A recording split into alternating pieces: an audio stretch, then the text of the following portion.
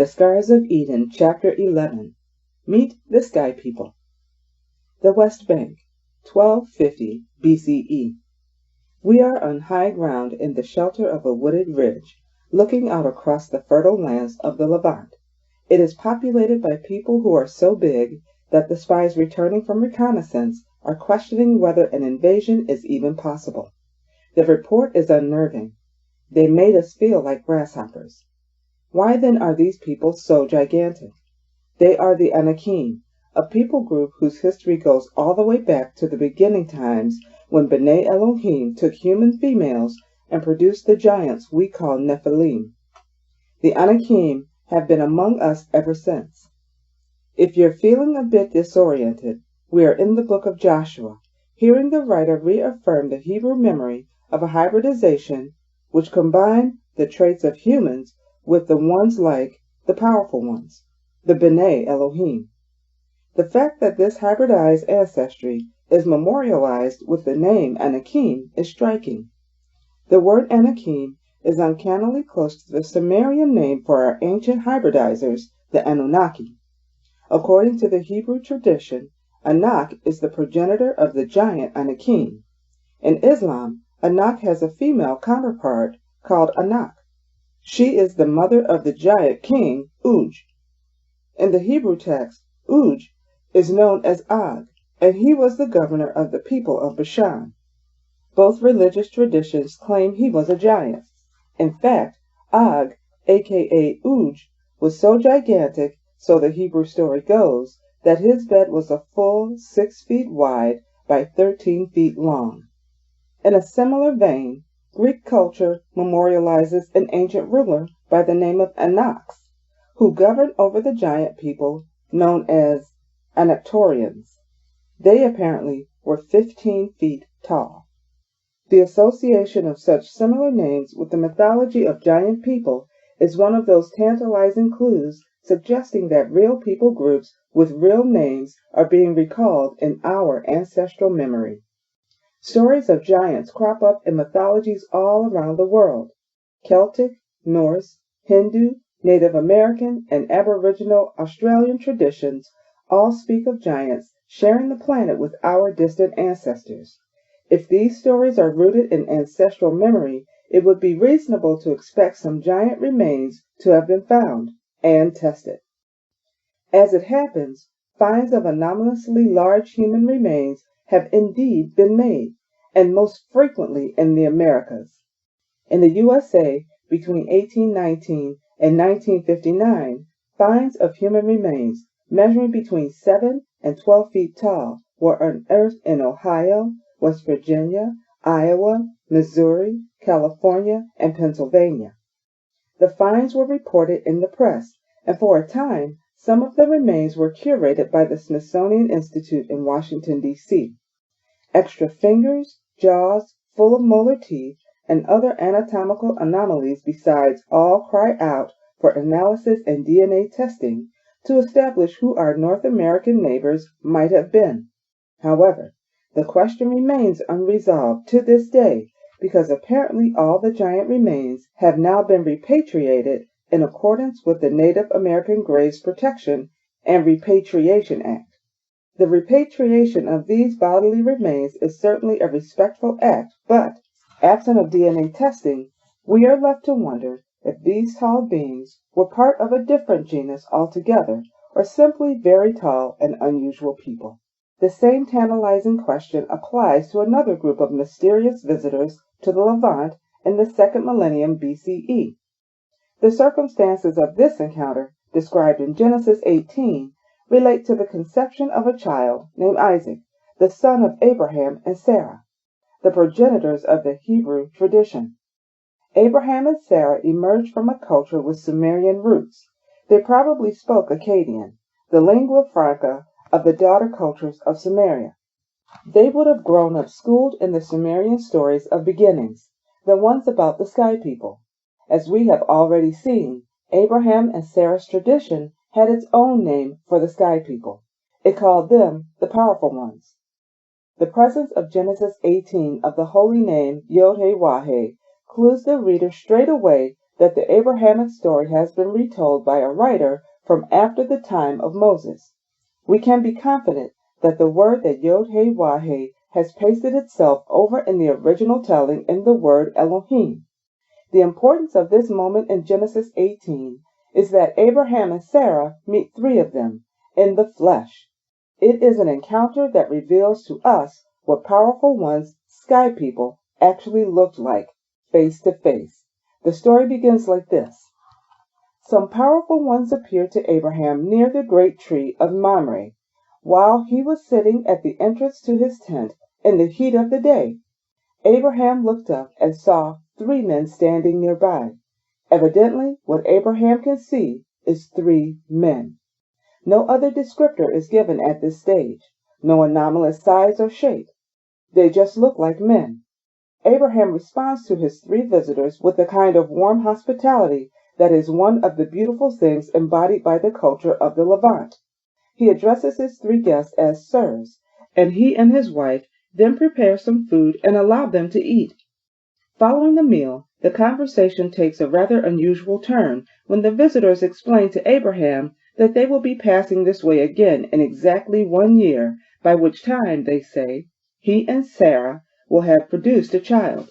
On hearing this, Sarah can't help herself laughing, and equally nonplussed, Abraham plies the visitors with questions, since he and his wife are both well past childbearing.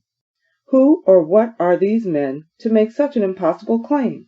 And by the way, the reader knows that Abraham and Sarah will indeed produce a child within the year. What is significant is that throughout the encounter with the three Elohim sky people, all Abraham and Sarah saw were three men. Apparently, that's what sky people look like. They appear human. After their departure, though, Abraham and Sarah must surely have asked each other, "What just happened?" And perhaps it was only after realizing that Sarah had indeed fallen pregnant that they wondered at the true nature of their strange visitors. Following their enigmatic visit to Abraham and Sarah, the three sky people then continue their journey toward the ill-fated city of Sodom to visit Abraham's relatives. In the account that follows, the text refers to the men as angels, although it's worth noting that the word angel really means no more than an agent, a person sent with an assignment or a message. It doesn't denote anything about the agent's biology or genus. Again, the editor of the Sodom story refers to the visiting sky people simply as men. In this passage, the editor has reduced their number to 2. I wonder if this may be to separate the holy name of Yod-Heh-Wah-Heh from the embarrassment of what is about to happen. He also tells us a little more about the appearance of the sky people as they arrive in Sodom. They are incredibly attractive. Unfortunately, in Sodom, this becomes a problem.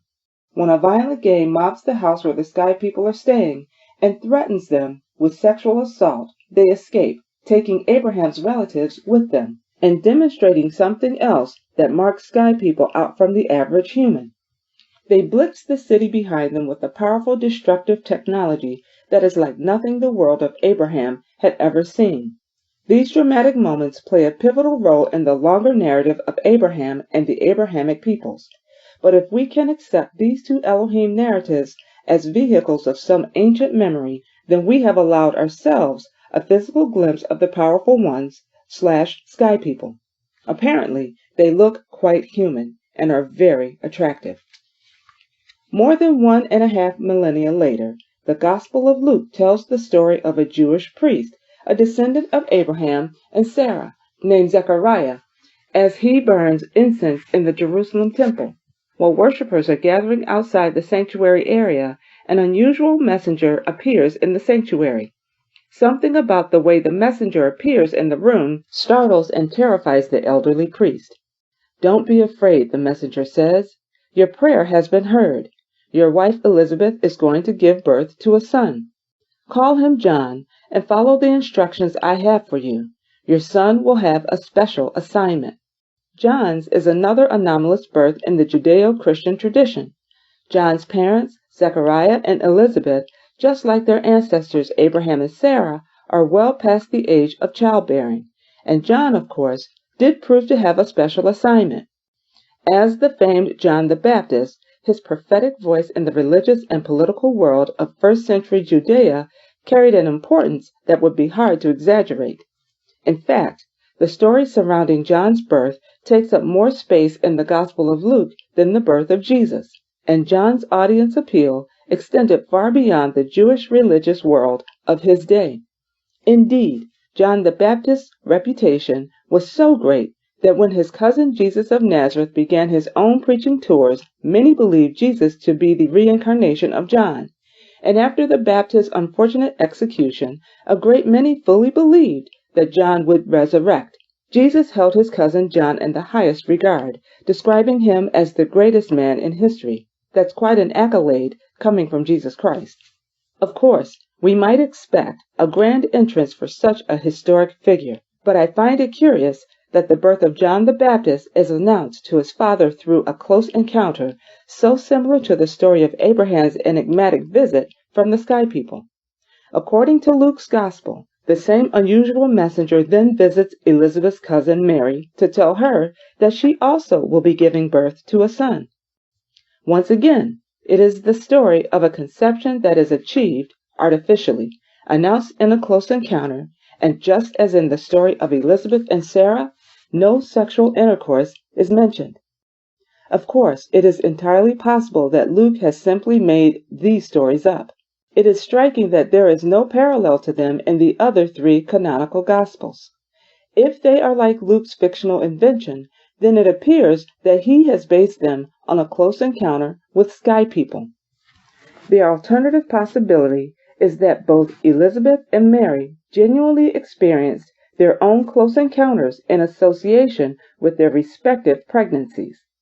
The story of hybridization of humans by sky people is arguably the oldest and most widely recurring theme in the world's ancestral narratives. It is continued from ancient times until today. The family of Mamiwata narratives among African peoples around the world and the faith tradition of Europe's Celtic peoples have both maintained an unbroken narrative of anomalous pregnancies. The stories surrounding the births of Isaac, John the Baptist, and Jesus all fit within the pattern, a narrative phenomenon far older and wider than the Judeo-Christian tradition. Abrahamic, Greek, Egyptian, Norse, Celtic, Indian, and Chinese cultures, to name but a few, have all carried stories of star children. Lao Tzu, the philosopher and founder of Taoism, Emperor Taizu of Liao, and the Yellow Emperor would be examples of star children in the folklore of China. In each of those three cases, the mothers were said to have fallen pregnant following strange encounters with objects of light illuminating them from the stars. These stories describe in words exactly what Carlo Crivelli depicted in his painting from 1648, as a UFO with its laser beam of light focused onto the Virgin Mary's curious headgear. Mitra in Indian mythology, Mithras in the Greco-Roman tradition carries a similar story. Still, in India, both Krishna and Vipassi, the 22nd Buddha, and the Buddha Havamsa repeat the same pattern. All these accounts speak of children whose conceptions follow close encounters experienced by their mothers, experiences of contact with extraterrestrial phenomena. Of course, it's easy to imagine that such stories might be invented as a way of adding a measure of mystique to a religious authority, a king or a prince in ancient times. However, this realization falls to the ground when it comes to more low-profile claims. For instance, when Akua from Anloga confided with her family about her Mamiwata experience, or when Jane Pooley of Australian National Television gave her account of ET insemination, neither would have expected any kudos in return for their story. Quite the opposite. What do we know then, with such a widespread and long-standing testimony?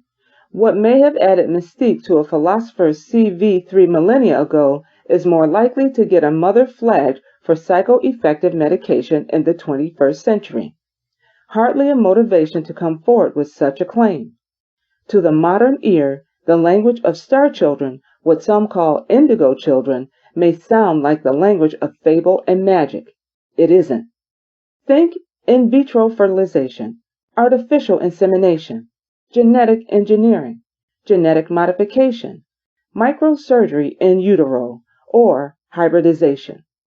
Today, we have language for technical phenomena which our ancestors could only view as supernatural. The question is, when we hear the report of analogous phenomena in our ancient text, do we believe it? In a later chapter, I will introduce you to John from California. John is a 3.5-year-old boy, and the vocabulary with which he brings his story is the language of a 3.5-year-old.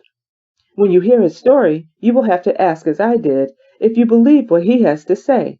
And if you do believe him, what then is the implication for the historic figures I have just named? The Pig and Whistle, Canberra, Australia, September 2020. If you say the word aliens, it's like a trigger for all kinds of cartoonish images. But in Sodom, you've got two sky people wandering around the city center who could clearly pass for human beings. And not only that, they are so attractive, they get mobbed by the locals who wanted to have sex with them. I guess if you can imagine the kind of hysterical mob that might form around a global pop star or a movie idol, it's that kind of reaction we're looking at. What do you make of that? Well, Paul, I guess that explains how the sky people managed to talk our ancestors into hybridizing with them. Brad is humoring me. He and I are enjoying an evening of beer and aliens at a favorite watering hole in the Australian Capital Territory. Brad and I have been friends for 30 years. He is someone who brings a sober logic and an unfailing dry humor to any matter being discussed. He's also a good drinking buddy. This evening I am doing my best to massage the possibility of E.T. neighbors into Brad's general world view, but I don't think I've convinced him. Paul, that story from Genesis is just so bizarre, I really don't think you can take anything from it. I mean, in the story of Sodom, you've got a dad offering this rabid crowd the use of his own daughters instead of his visitors. I mean, really, what are we looking at? What kind of story is that? On that point, I have to agree. The morality of the Sodom story really is bizarre, and it would be a more ingenious preacher than me who could extract a positive message from that text. I agree with you, Brad, but doesn't that absurdly tell you that what we're reading is not a moral tale? It doesn't aggrandize anyone's royal family or ancestry. I mean, no one comes out of that story looking good, not even the sky people. So, if it's not that kind of story, then what is it? What if that text is carrying a memory? Because so many of the stories of beginnings are like that, whether you're looking in the Bible, in the Sumerian stories, or anywhere else. When I read them, it's like seeing the flashbacks of a patient with amnesia. You've got all these flashes and glimpses, and you can't quite see how they can join up, but they are real memories. And if the only standout thing about sky people compared to the rest of us is that they are a bit better looking, if that's the mark of an ET presence, how easy would it be to miss? This proposition, at least, has Brad thoughtful for a moment. Another glass of Hefeweizen brings him some further clarity.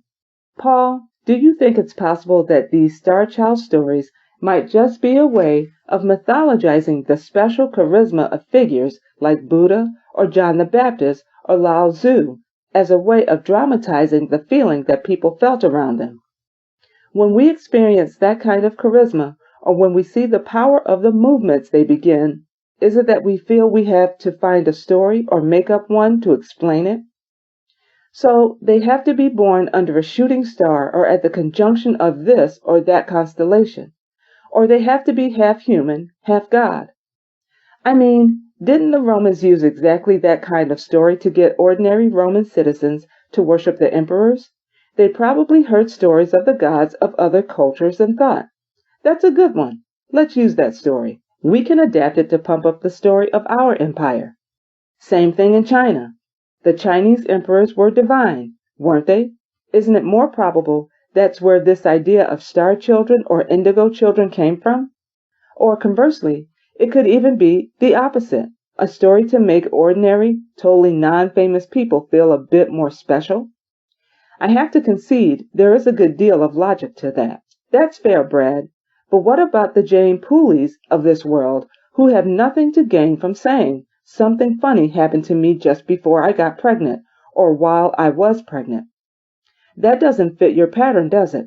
If we were really willing to stop and listen without judgment and simply add up all the women all around the world who have stories like this to tell, then I don't think we have any easy explanation. I mean, just off the top of my head, I can think of people I know on 3 different continents whose families carry stories like that. But they're not doing anything with that story. They don't brag about it. They're not making money from it. In fact, it's something they hardly speak about at all because they know people would think they're crazy. That little boy I mentioned, for instance, John from California, that's not even his real name. He's not looking for publicity. He doesn't gain anything from his story. After a moment's reflection, Brad takes a philosophical turn. At the end of the day, he says, the world is full of all sorts. We can't always understand each other's stories or why we tell them, and that is a fact. I mean, I have met many beautiful people who I've found enthralling. I can't always explain why, and it might not mean anything, but I might obsess about who this or that person was, what was their story, or what might have happened if I'd summoned the courage to speak to them. Doesn't mean they're an ET, though, does it? On the light rail home from the Pig and Whistle, I am feeling pensive. Brad is good at keeping my feet on the ground, and I have no problem with accepting his points, which are all very reasonable. In fact, I am actually very grateful that our differences in world view haven't dimmed our friendship in any way. In an era of angry and polarized public conversation, I find that having a friend you can disagree with is something very special.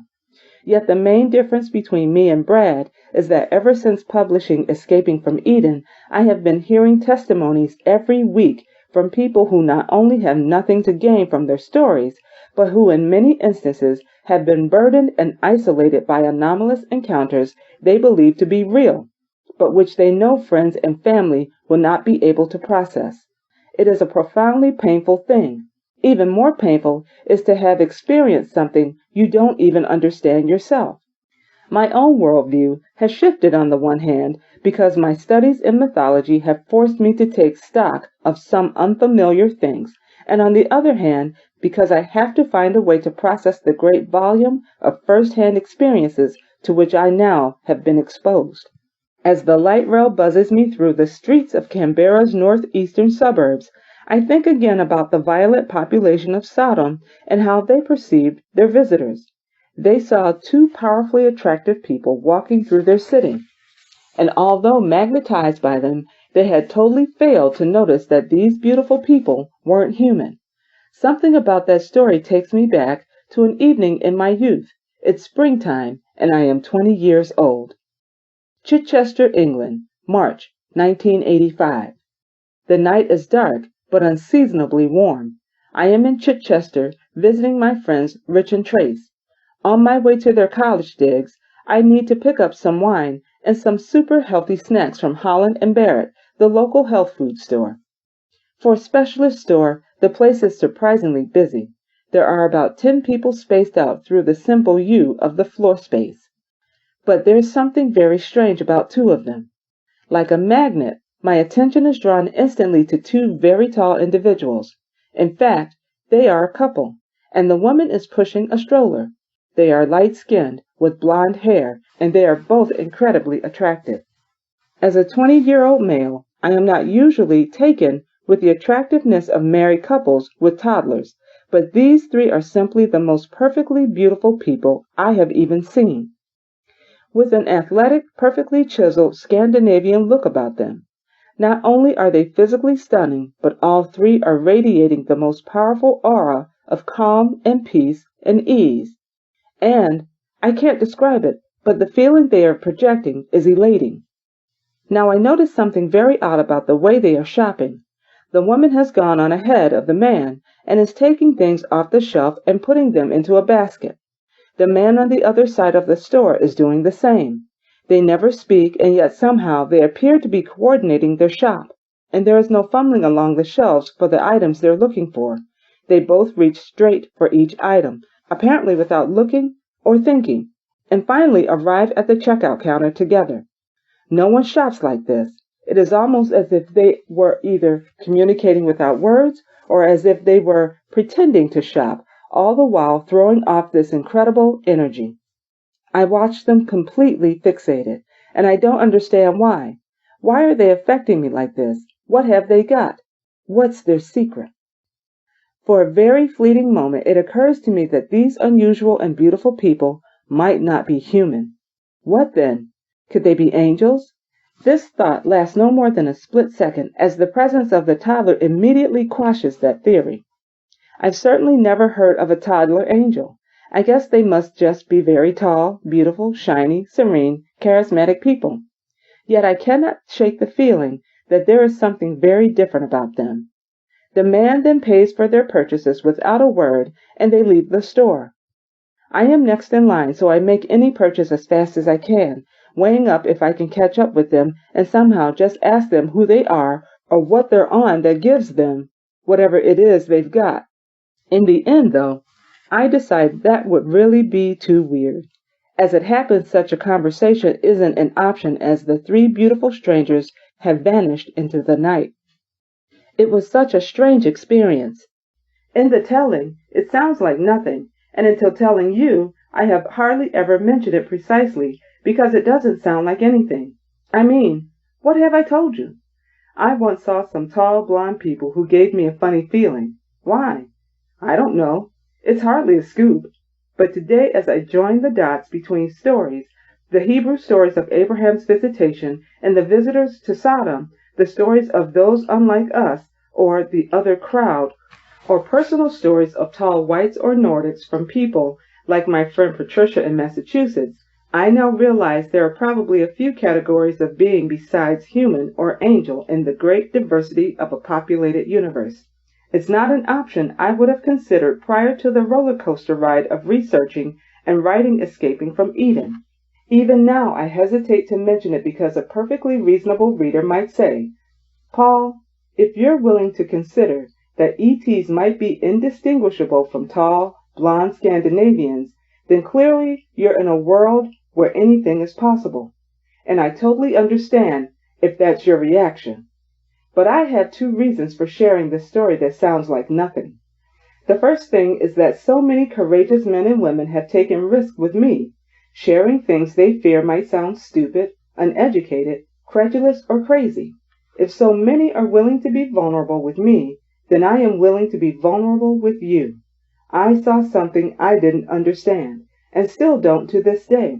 The second reason I am willing to tell you a story that sounds like nothing is that I want to encourage you personally to reflect on your own I still can't get my head around it experiences.